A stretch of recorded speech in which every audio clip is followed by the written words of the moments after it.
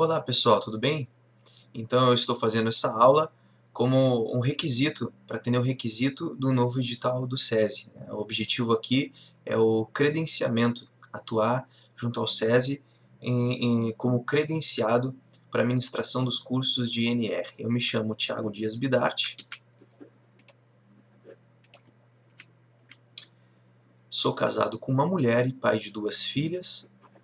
A minha esposa está aqui na ponta, ela é a Márcia. Entre eu e ela nós temos a Raquel, que é a minha filha mais velha, que agora está com 16 anos, e no meu colo está a Elisa, e agora em fevereiro ela completa 6 anos. Então essa aqui é a minha família. Um breve relato então sobre a minha formação e experiência profissional. Eu sou técnico em segurança do trabalho, sou engenheiro mecânico e engenheiro de segurança do trabalho. Eu atuo na área desde 2008, na área de segurança do trabalho desde 2008. Comecei trabalhando na construção do estaleiro Rio Grande, o conhecido ERG-1. Depois trabalhei na plataforma da P55, ainda dentro de uma empresa chamada Andrita Serviços, empresa de Guaíba, na parte de manutenção e construção. Depois trabalhei como terceirizado dentro da Petrobras, como fiscal da Petrobras, no contrato da plataforma P63, no canteiro da Honório Bicalho, ainda em Rio Grande. Após a conclusão desse projeto e entrega da plataforma, pelo bom trabalho desenvolvido, nós fomos aproveitados e realocados para o ERG-2, ao lado do ERG-1, ali em Rio Grande ainda, no projeto de construção dos navios sonda, drill ship, navio sonda NS Curumim, Cassino e Salinas, né, até meados de 2015, quando se instaurou uma grande crise no polo naval e todos os profissionais que não eram petroleiros, que eram terceirizados, que trabalhavam dentro da Petrobras, acabaram sendo demitidos. Eu fui mais um desses, tá? Desses milhares aí, eu fui mais um desses. Aí então vim buscar oportunidade de emprego na cidade de Pelotas e trabalhei na empresa concessionária de rodovias aqui da região, que é a Ecosul, né? E depois da Ecosul, eu acabei sendo chamado num concurso da EBSER. Hoje eu sou servidor público ainda e atuo como técnico em segurança do trabalho lá desde 2016. Tá? Então eu sou servidor público na EBSER. Nesse mesmo período eu comecei a trabalhar numa empresa chamada M2 Consultoria, onde nós desenvolvemos trabalhos de consultoria especializada e treinamentos, desenvolvimento de programas dentro das empresas. Hoje eu não atuo mais nessa empresa. E agora em 2019 eu também comecei a lecionar na faculdade Anhanguera de Pelotas. Eu estou dando aula atualmente no curso de pós-graduação em Engenharia de Segurança do Trabalho. Então, atualmente, eu trabalho como técnico em segurança do trabalho na EBSER e trabalho como professor, como engenheiro de segurança do trabalho, no curso de pós-graduação de Engenharia de Segurança da Anhanguera, aqui de Pelotas. Acho que eu consegui dar pelo menos um panorama geral. Eu propus aqui trazer um curso de investigação e análise de anomalias. É um curso um pouco extenso, ele dura em torno de 4 horas, mas eu vou tentar compactar ele aqui no início e dar pelo menos a introdução para que vocês possam ter uma ideia do que é o curso, da minha didática, forma de apresentação e exposição do conteúdo. Tá bem? Vamos lá então. Todos os assuntos que nós vamos abordar durante esse curso passa inicialmente pelo gerenciamento de riscos, pela gestão de riscos. Todos os profissionais, todas as pessoas, os trabalhadores que vão passar por esse tipo de treinamento necessitam de nivelamento. O que isso significa? Conhecimento mínimo necessário acerca de um determinado assunto que seja estendido a todos os participantes. Depois disso, nós entramos na linguagem da análise, nós falamos dos desvios e fazemos distinção entre desvios, incidentes e acidentes e vemos o emprego de cada um desses aspectos dentro de um processo de investigação e análise de anomalias. Passamos para a investigação propriamente dita e vemos o que é uma adequada investigação, segundo os critérios do Manual do Ministério do Trabalho, né? Tratamos também sobre o fator pessoal de insegurança, uma questão muito importante e não pode ser desconsiderada durante uma investigação e análise de anomalias. E entramos numa metodologia de 8 passos do processo de investigação e análise. Nós entramos então, passamos por cada etapa, abordamos cada assunto de forma a desenvolver o conteúdo como degraus, como escada, e No fim, para garantir a adesão e o conhecimento mínimo adquirido por parte de todos os profissionais, além dos exercícios que nós tratamos ao longo de todo o curso, nós fazemos um pacote, um combo de exercício para fazer a interação entre os próprios profissionais e, como instrutor, poder me assegurar de que eles adquiriram o conhecimento mínimo que foi proposto, né? E, por fim, nós fazemos uma revisão de todas as etapas do processo, também com o propósito de fixar mais e melhor o conteúdo. Os nossos documentos de referência são o Guia do Ministério do Trabalho, alguns requisitos da Previdência, que são muito importantes. Temos como norma infraconstitucional as NRs, mas são elas que balizam de forma objetiva e direta a abordagem deste treinamento. Nós temos a NBR 14280, que vai nos auxiliar, na verdade, na parte de credenciamento, de definição de conceitos e terminologias, e temos um padrão de qualidade a seguir que nos ajuda a restartar, nos dá uma ideia de como implementar um processo de melhoria contínua que é baseado na OSAS 18001. Então esses são os documentos, as normas de referência básica que vão nos dar condições e vão balizar o nosso treinamento. O que nós queremos ao final desse treinamento? Aonde nós devemos chegar? Eu estou aqui, onde eu quero chegar e como que eu vou ir. Eu preciso me fazer essas mesmas perguntas dessas 3 questões que estão na tela aqui ao final do conteúdo. E cada participante do treinamento precisa responder sim, quando eu colocar essas 3 questões em forma de pergunta, em forma de interrogação. Eu vou perguntar no final do treinamento. Nós já conseguimos entender como se dá o processo de investigação? É esperado que todos os participantes respondam sim. Nós possuímos agora a noção de como funciona a aplicação das ferramentas, especialmente a árvore de causas, que vai ser a ferramenta que nós mais vamos usar e a que nós preferencialmente vamos aplicar, e a resposta esperada é que também seja sim. E não diferente disso, a terceira questão. Agora nós conseguimos, após o curso, adquirir condições de participar efetivamente de uma investigação e análise. O que isso significa? É não estar num grupo, não estar numa comissão, não estar em uma reunião de investigação e análise apenas de corpo presente, mas poder contribuir de uma forma efetiva, poder compreender as coisas que estão sendo discutidas, entender o que é um incidente, entender o que é um acidente, entender o que deve ser investigado, o que não deve ser investigado, o que deve apenas ser monitorado. Enfim, uma pessoa que não tem base nenhuma precisa de estrutura, precisa de condições para se desenvolver. E ao final do curso nós esperamos que as 3 respostas para essas questões que estão na tela sejam sim. Vamos lá? Tudo começa pela gestão de riscos. O que há em comum entre as normas e as normas regulamentadoras, os requisitos legais e as normas técnicas, tanto as nacionais, representadas aqui pela NR9, e as internacionais, representadas aqui pela OSAS 18001. O que há em comum e o que a gente quer impregnar e desenvolver na mente dos nossos participantes? O que nós queremos desconstruir?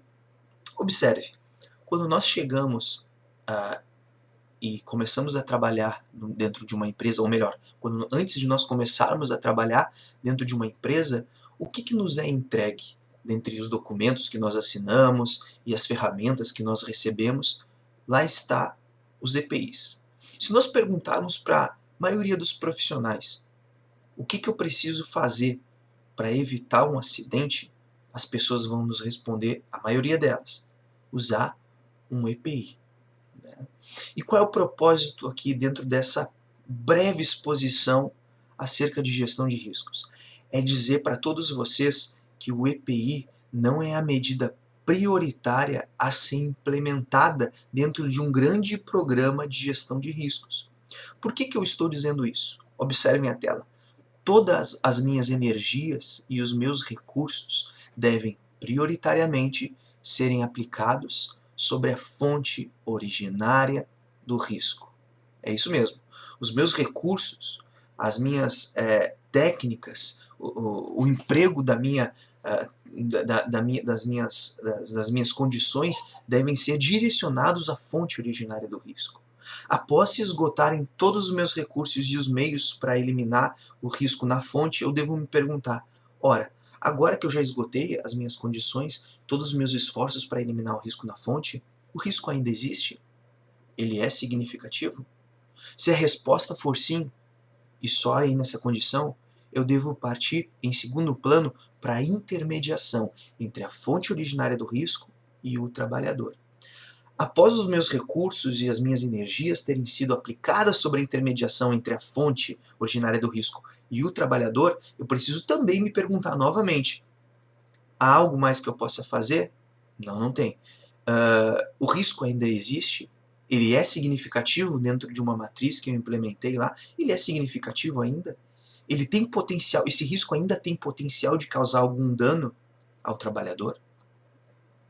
Ele tem potencial de causar algum dano, algum impacto ao meio ambiente? Ele tem ainda condições, esse risco é tão significativo a ponto de comprometer a imagem da minha organização?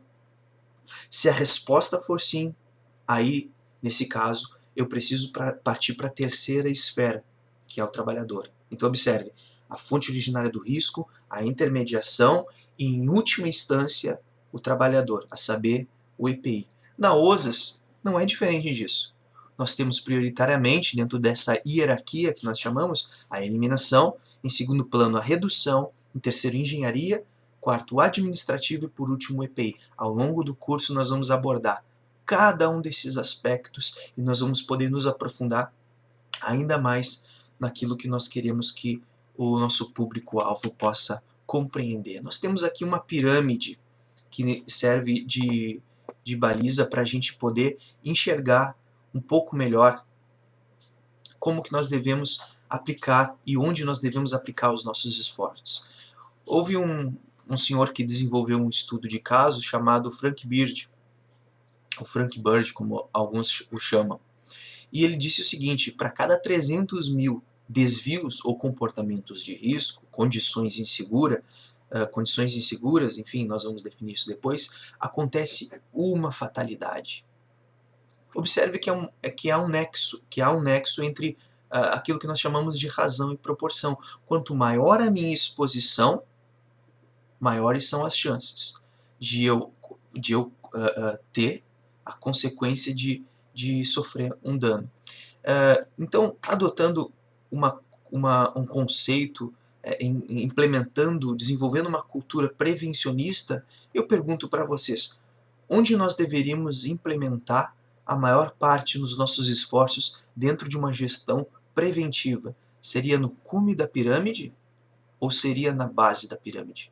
Por certo que sobre a base. Observe que nas duas camadas inferiores desta pirâmide, nós temos as ações preventivas ou proativas.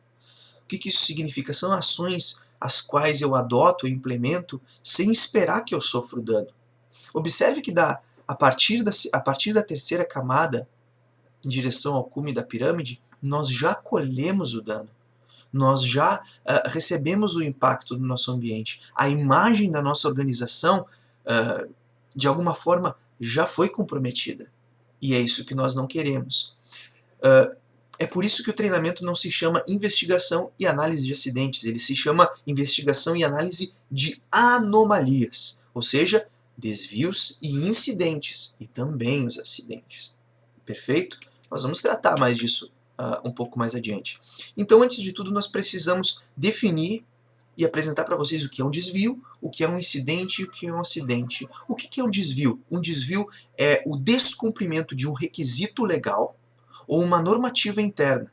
Existe uma regra dentro da empresa, oriunda dela mesma ou baseada na legislação vigente e ocorre de alguma forma o descumprimento disso. Basta que isso aconteça para que seja caracterizado ali um desvio. Nós trazemos aqui uma definição. O que é um desvio? Condição, um conjunto de condições com potencial de gerar incidentes. Um exemplo, trabalhar em um andaime fixado inadequadamente. Esse exemplo do andaime é muito bom.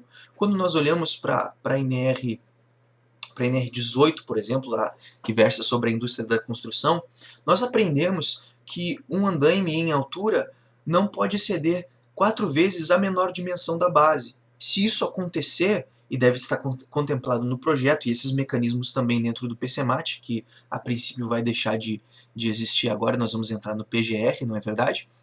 Com essa revisão que vai acontecer da NR18, nós temos a ideia, então, de que um andaime ele deve ser fixado e estaiado. Suponhamos que existe um trabalhador sobre esse andaime e que ele tem em altura, que ele está em altura excedendo 4 vezes a menor dimensão da base. O andaime não caiu, o trabalhador não se machucou e ele segue normalmente desempenhando suas atividades. Mas nós temos aí, então, o descumprimento de um requisito legal.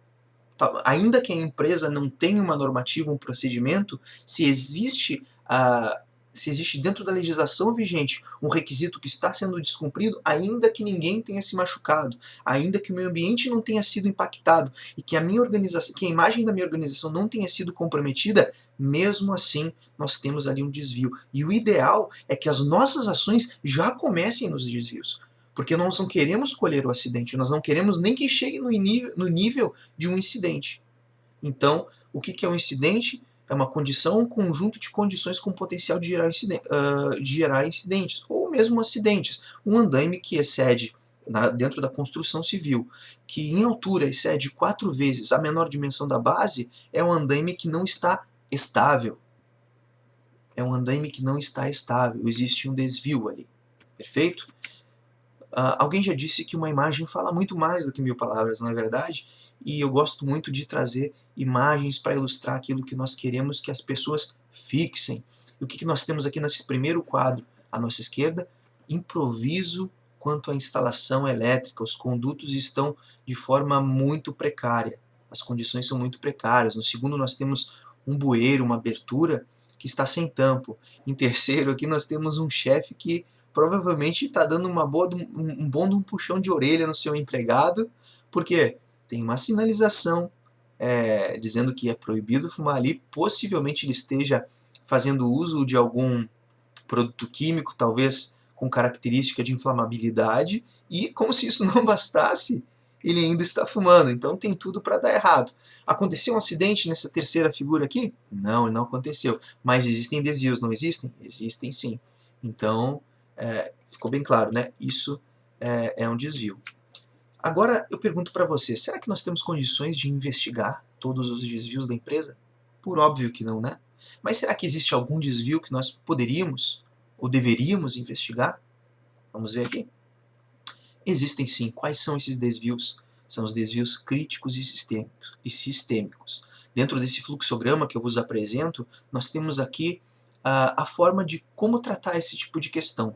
Nós identificamos um desvio, seja ele qual for, nós fazemos uma análise de risco. Para que nós desenvolvemos análise de risco? Simplesmente para perguntar, é um desvio crítico?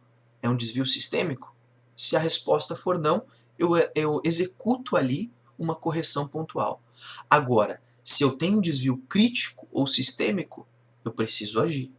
Eu preciso agir, preciso tomar ações imediatas e posteriormente, aqui ó, as ações estão aqui, tá? Se ele é crítico ou se ele é sistêmico ou se ele for os dois, né? Eu preciso adotar alguma ação imediata, né? E preciso também investigar para identificar qual foi a causa básica e poder estabelecer ações corretivas que sejam capazes de evitar que esse desvio aconteça pela mesma causa básica identificada anteriormente. Vamos dar alguns exemplos bem práticos, assim, para que vocês possam compreender e fixar de melhor forma. Vamos imaginar que nós estamos percorrendo a planta de uma determinada indústria e nós identificamos um profissional que está fumando fora do fumódromo.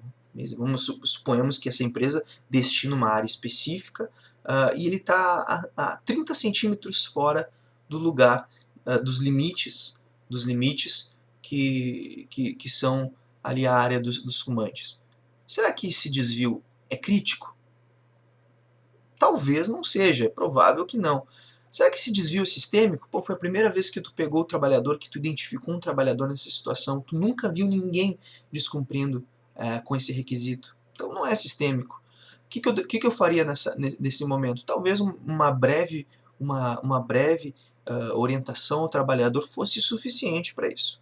Não é verdade? Então o que eu faria aqui? eu faria correção pontual. Identifiquei o risco, identifiquei o desvio, que seria o trabalhador fumando além dos limites do fumódromo. Eu pergunto, é crítico? Não, não é crítico. É sistêmico? Não, não é sistêmico também. Então, eu realizo a correção pontual. Agora vamos comigo, vem comigo. Vamos colocar um outro desvio. Imaginemos que dentro da planta, tu estás percorrendo a planta da tua empresa, de repente tu identifica um trabalhador fazendo manutenção de um telhado e ele está sobre uma marquise. Essa marquise ela tem 5 metros de altura. Existe uma linha de vida, mas esse trabalhador ele não faz uso de um cinto de segurança. Ele está de costa para a margem da marquise. Um descuido, uma vertigem, um desequilíbrio, um escorregão, ele vai ter uma queda livre de uma altura de 5 metros. Vamos colocar dentro desse fluxo? Vem comigo. Identifico essa condição desse trabalhador, faço análise do risco e me pergunto, é crítico? Provavelmente é crítico, não? É crítico. O que eu faço nesse momento? Eu estabeleço controles imediatos. Né? Eu chamo a atenção daquele trabalhador, evitando que ele se assuste, peço para ele se afastar da margem daquela marquise, chamo ele para conversar, talvez entre com uma medida disciplinar, com uma sanção administrativa, enfim. E depois de tudo isso, o adequado é que eu também possa investigar esse desvio e saber por que ele aconteceu. Ele é sistêmico? Não, nem precisaria ser sistêmico, ainda que fosse um caso isolado, esse desvio ele precisaria ser tratado e seria bom que ele fosse, seria desejável, né, que ele fosse investigado, tá bom? Então esse aqui é um fluxo para a gente estabelecer critério, para a gente não ficar ao léu, assim, sem saber como proceder. Então, desvios críticos e desvios sistêmicos, a orientação é que eles sejam controlados de forma imediata e que eles sejam, se possível, investigados. Então nós já definimos, fizemos uma boa abordagem sobre desvio. Não é verdade? Agora eu quero só definir aqui com vocês o que é crítico e sistêmico e por que eu gosto de fazer isso. Para que não fique subjetivo, cada um definindo o que acha. Para mim esse desvio é crítico, para mim ele não é crítico, para mim é sistêmico. Não, foram 2 vezes, foram 3 vezes. O ideal é que isso seja colocado no procedimento escrito dentro da empresa. Nós trazemos uma proposta aqui de definição de sistêmico, que é um conjunto de desvios similares, que ocorrem de forma frequente ou repetitiva. A partir de quantas vezes? Não sei. Vai depender da empresa, vai depender da gestão, vai depender do tipo de desvio, né? Então isso vai muito da gestão interna, da gestão talvez corporativa, da unidade de processo, aí fica a critério da empresa, tá? E nós temos então a definição de crítico, aí é mais fácil de nós entrarmos em consenso, porque a definição é mais clara. Então é um desvio com potencial para causar incidentes com lesão, com afastamento ou doença do trabalho. Perfeito? Então nós já falamos sobre desvios, agora nós vamos falar sobre um incidente. Olha, nós temos aqui uma imagem que já nos ajuda bastante, olha só pessoal, uma imagem de um andaime que tombaria e cairia no chão, e isso só não aconteceu porque ele ficou apoiado nos cabos e na rede de energia, rede pública, né? Então o que é um incidente? Nós trazemos a definição aqui, ó. É um evento relacionado ao trabalho em que uma lesão poderia ter ocorrido. Poderia. Imaginem que trabalhadores estivessem sobre esse andaime. Eles não fizeram a fixação do andaime e o andaime tombou por algum fator externo não determinado. O andaime simplesmente tombou. O trabalhador ficou preso pelo cinto, ficou suspenso pelo cinto. Ele não caiu, ele não sofreu nenhuma lesão. É um incidente? Não. Mas poderia ter sido um acidente? Poderia. Imaginem se os trabalhadores tivessem em cima do andaime, devido à instabilidade, o andaime tombasse e não tivessem aqueles cabos e aqueles fios ali, e eles colidissem contra o piso. Muito provavelmente eles sofreriam uma lesão. Nesse caso, a gente teria um acidente. Agora, ocorreu mais do que um desvio aqui. Ocorreu um evento que poderia sim ter culminado com um acidente. A única diferença, então, entre o incidente e o acidente, nesse caso aqui do andaime, vai ser a lesão. Ainda que o andaime tivesse ficado nessa condição e o trabalhador tivesse se lesionado, por certo que nós já deveríamos registrar um acidente de trabalho. Então aqui nós temos exemplo, o andaime fixado inadequadamente quase tombou. Aqui a parte mais importante está no final, ó. Ninguém ficou ferido. O que isso significa? Não houve lesão. Então nós chamamos de incidente. De novo, uma imagem fala mais do que 1000 palavras. Imagine esse rapaz aqui, ó. Se ele tivesse 10, 15 centímetros à direita e essa caixa aqui de parafuso tivesse caído sobre a cabeça dele, né? Foi quase um acidente. Aqui, ó, os materiais sobre o pallet sendo transportados pela empilhadeira, e a empilhadeira, vamos imaginar que ela fez o condutor executou uma freada brusca, as caixas não estavam bem fixadas, não estavam amarradas e elas caíram. Imagine se isso tivesse acontecido e uma pessoa estivesse ao lado e as caixas caíssem por sobre essa pessoa. Então é muito complicado. Aqui uma condição do andaime aqui, ó, muito precária, na verdade, gente. Muito precária. A gente gosta bastante de botar essas fotos, imagens sensacionalistas em treinamento, né? E aí imagine que esse rapaz não tivesse conseguido se segurar e tivesse caído. Se ele se segurar, entrar para dentro do andaime, tudo acontecer e ele não sofrer absolutamente nenhuma lesão, a gente vai caracterizar isso como um incidente. Um incidente sim, de alto potencial, mas um incidente. Tá? Agora, se ele tivesse caído, aí seriam outros 500, tá bom? O tempo é curto, então a gente precisa avançar. Vamos lá. E aqui, por fim, a gente já falou de incidente, de desvio, a gente já falou de incidente, e agora a gente vai falar do acidente.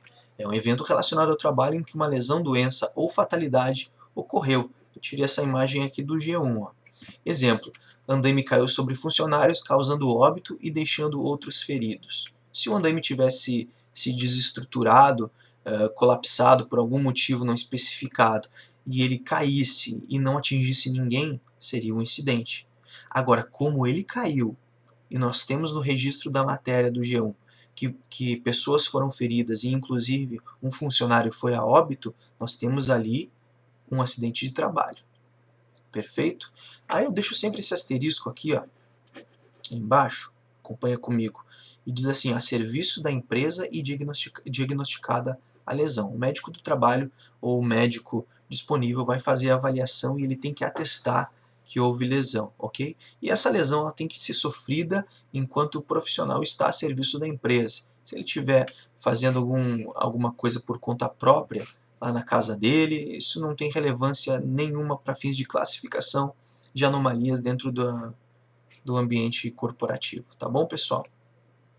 E aqui a gente traz, de novo, algumas imagens que nos ajudam a ilustrar e fixar o que é um acidente. Uma marreta, uma sexta-feira, né, caindo sobre a cabeça, a gente não sabe o que aconteceu com esse bonequinho, mas certamente houve alguma lesão.